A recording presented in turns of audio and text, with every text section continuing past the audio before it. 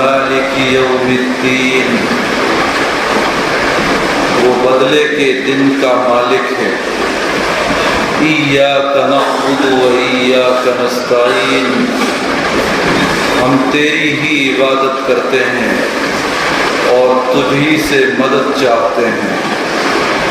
اہدنا الصراط المستقیم، تو ہم کو سیدھا راستہ دکھلا۔ صراط الذین انعمت علیہم، ان لوگوں کا راستہ جن پر تو نے انعام کیا۔ غیر المغضوب علیہم ولا الضالین، ان لوگوں کا راستہ نہیں جن پر تیرا غضب نازل ہوا، اور نہ ان لوگوں کا راستہ جو گمراہ ہوئے۔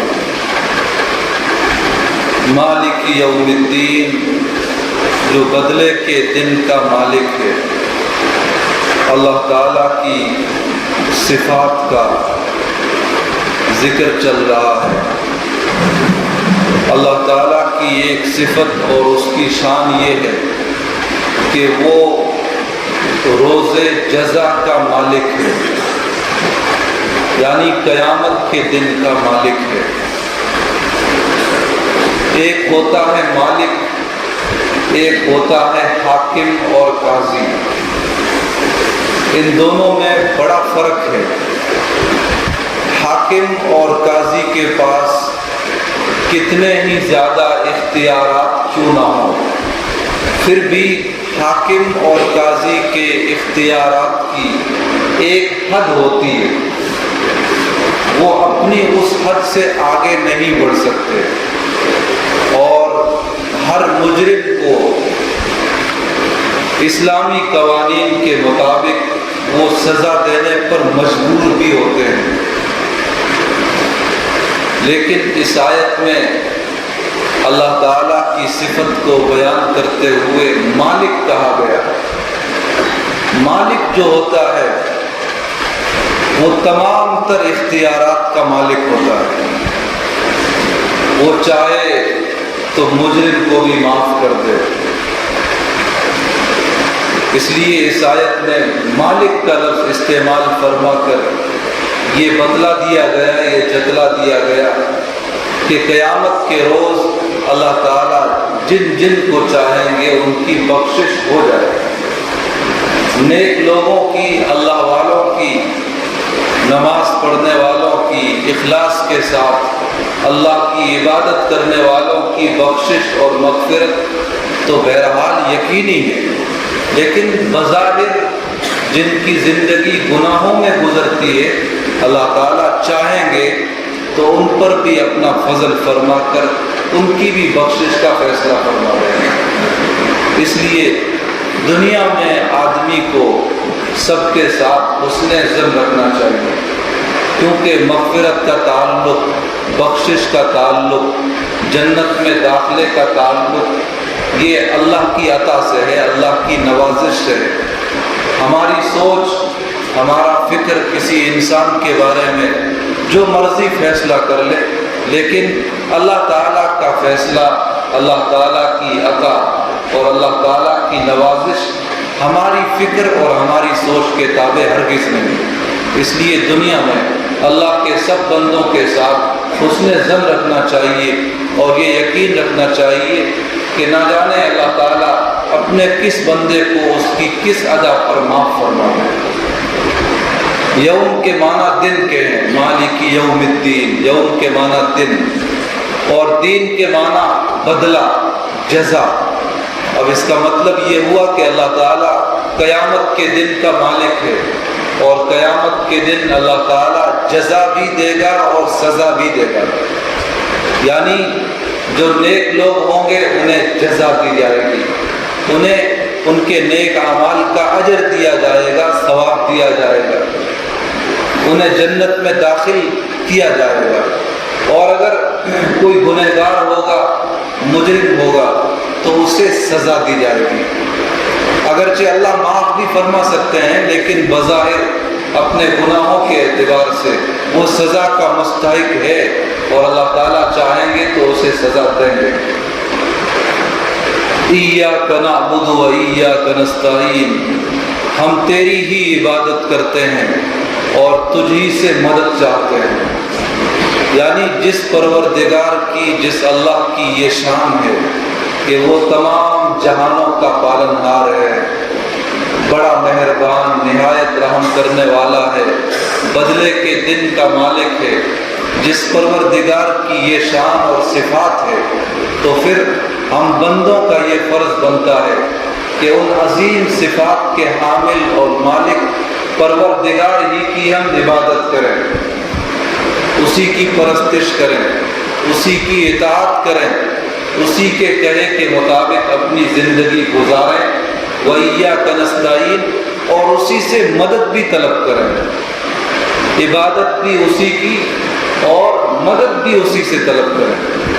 जब भी दुनिया में कोई मुश्किल पेश आ जाए, किसी इम्तिहान से इंसान को गुजरना पड़े, तो हर मुसीबत, हर बीमारी, हर इब्तिला और आजमाइश के मौके पर एक मुसलमान को अपने परवरदिगार की तरफ रुजू होना चाहिए, अल्लाह से दुआ मांगनी चाहिए कि अल्लाह मुझे इस मुसीबत से, इस बीमारी से, इस इम्तिहान से, इस आजमाइश से छुटकारा अता फरमा।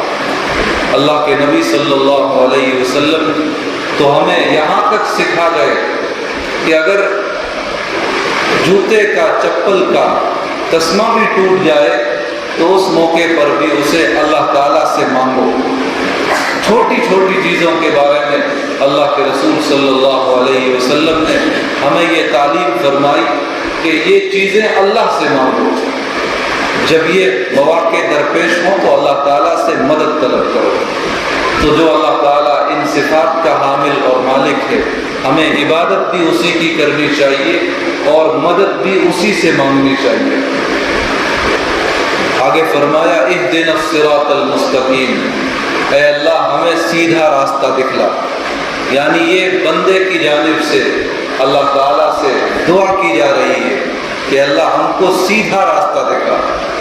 दुनिया में शैतान ने ना जाने इंसानों को बहकाने के लिए, गुमराह करने के लिए कितने ही रास्ते बना रखे हैं, जिन रास्तों पर चलकर इंसान गुमराह हो जाता है, सीधे रास्ते से भटक जाता है।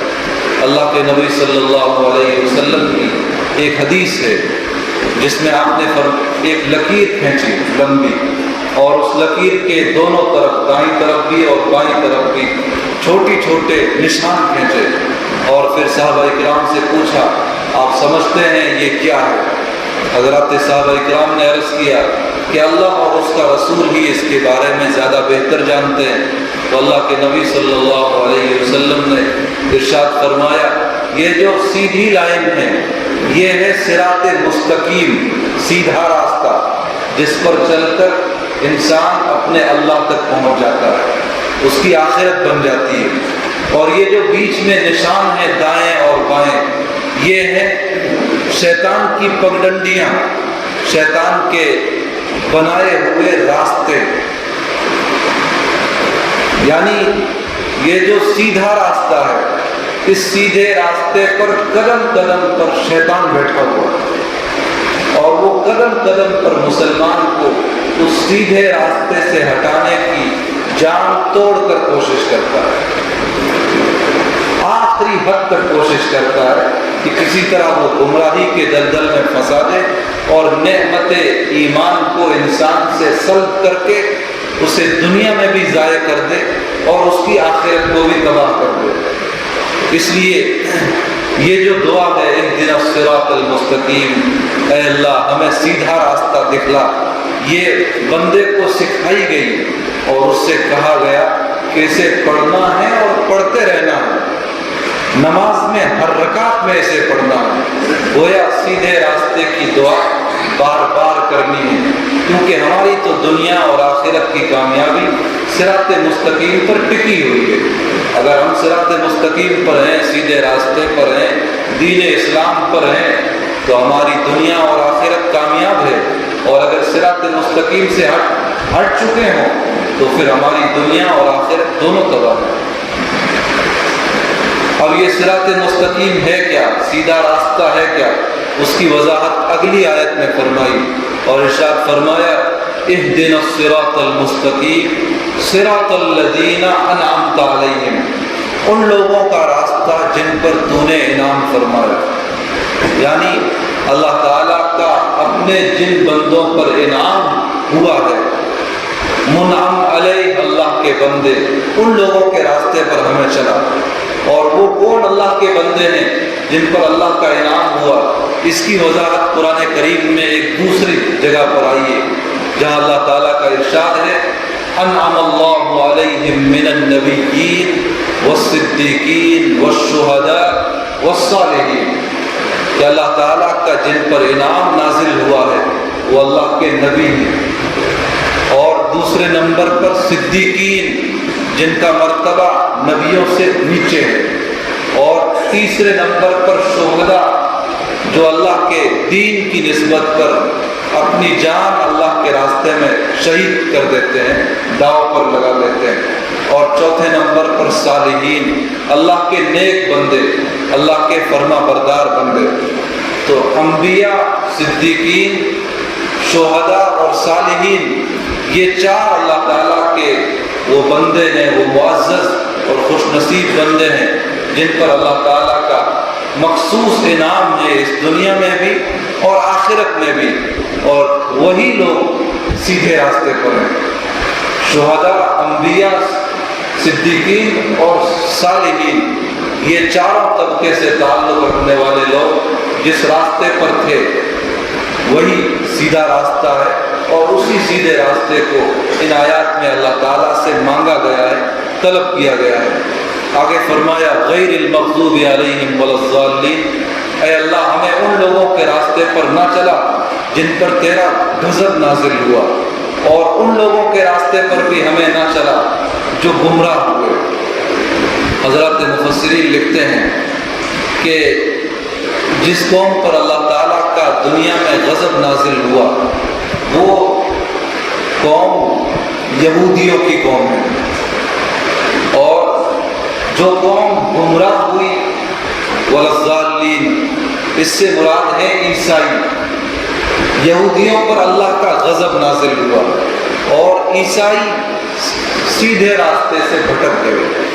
یہودیوں پر اللہ تعالیٰ کا غضب اور غصہ اس لیے نازل ہوا کہ انہوں نے حق کو جاننے کے باوجود، سمجھنے کے باوجود اسے ٹھکرا دیا۔